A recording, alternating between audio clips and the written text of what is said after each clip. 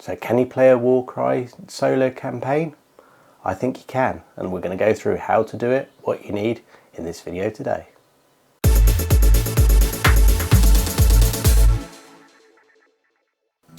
So as we've seen from the solo test games and looking at the rules, you can absolutely play WarCry Solo.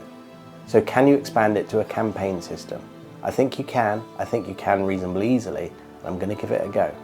So let's go through the details today of the rule books, the supporting information that you need and how to set it up. And then I'll go through what I'm planning to do with the warbands. WarCry really lends itself to a narrative campaign. There are some very simple rules to play it, and each individual warband can be effectively on its own WarCry campaign at the same time, and you can have interactions with them.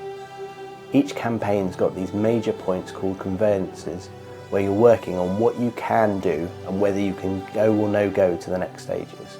These will be great to trying to slow warbands down from rushing ahead, but also to see which warbands can really compete in which circumstances.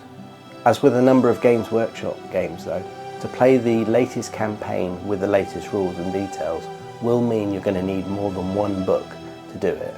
So I'll go through the books and the rules that you need and those that you could have to help you prep. So the first thing you absolutely need if you're going to start playing a campaign is the core book rules. You're going to need this anyway to play the game. And this has got all of the rules to play the basic game and narrative and tournament games, but most importantly the narrative campaigns, and there are a whole heap of campaigns in here. You've got a pre-campaign set of rules to go through and a post, because you're going to be looking at expanding your warbands, giving them artifacts and making them better. So you absolutely need the core book details to go through that. However, some of the core book rules have been updated, and the best place to find those is in the Tomb of Champions 2021. Now there are two important changes that you need from this rulebook. So the first is that there are a number of changes to the scoring, which is called the glory points at the end of each of the battles.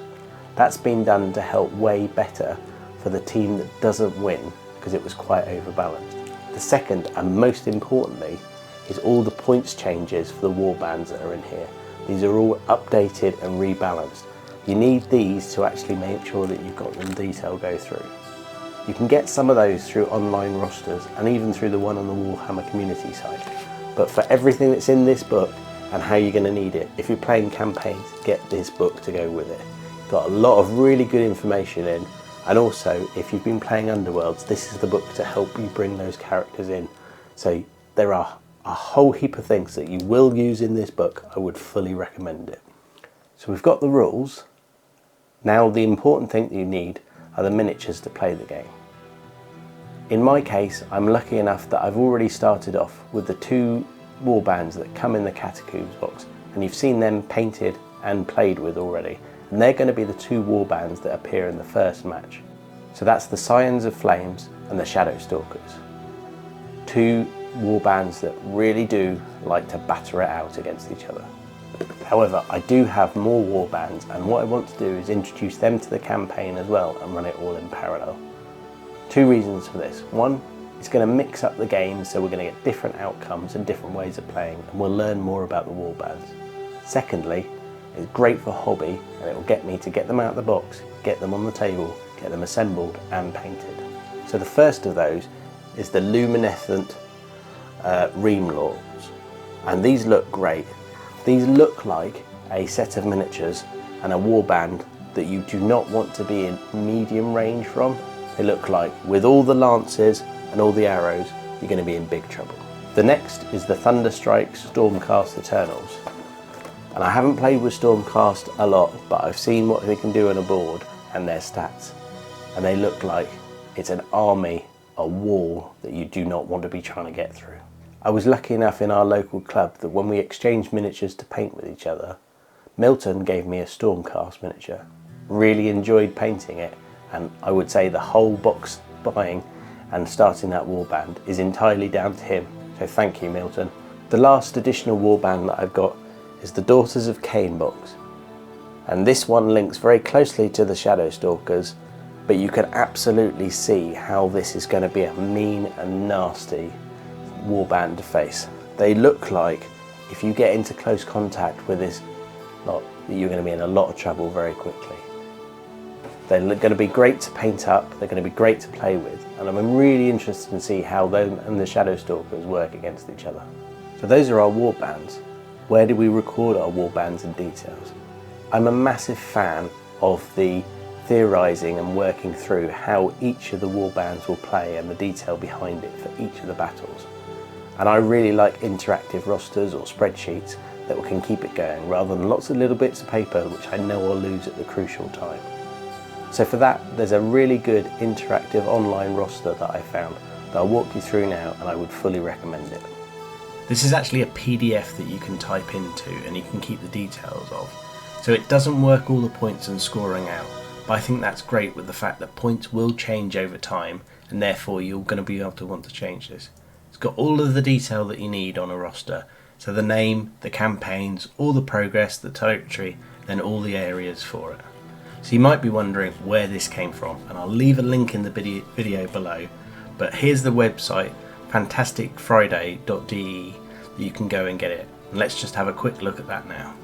So this is the place you can get the roster from, and the team that have done this, or the guy that's done this is an amazing interactive roster, as I've said. It's got everything you need in it, it works through, and you don't need it to be updated to keep working through. You can just add through the details and work it through. They do a kill team one, which I haven't tried as well, but I will get round to having a look at that, and if it's good, I'll let you know.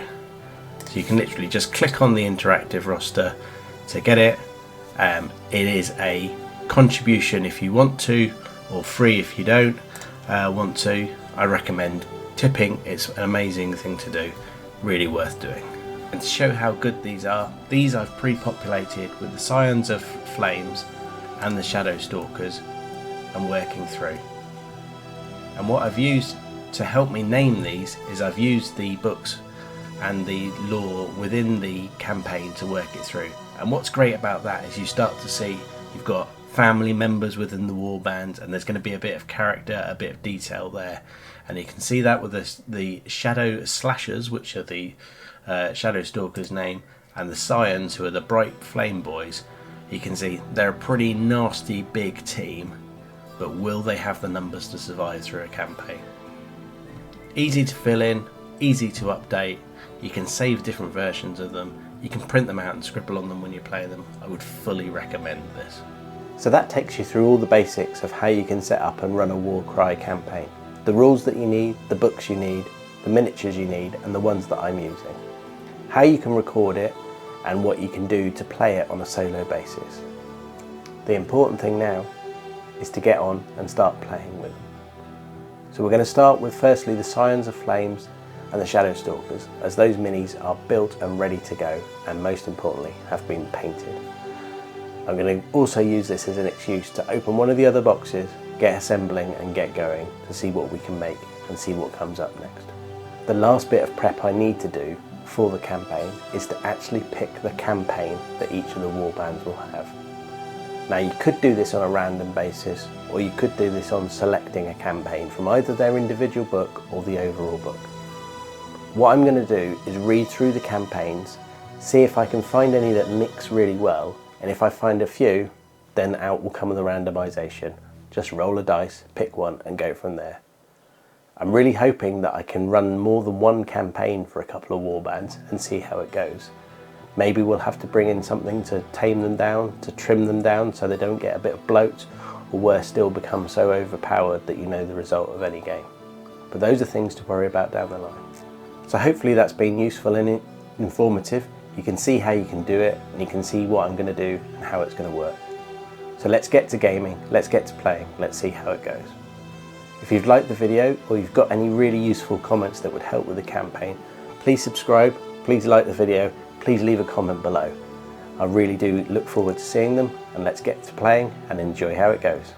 Happy gaming.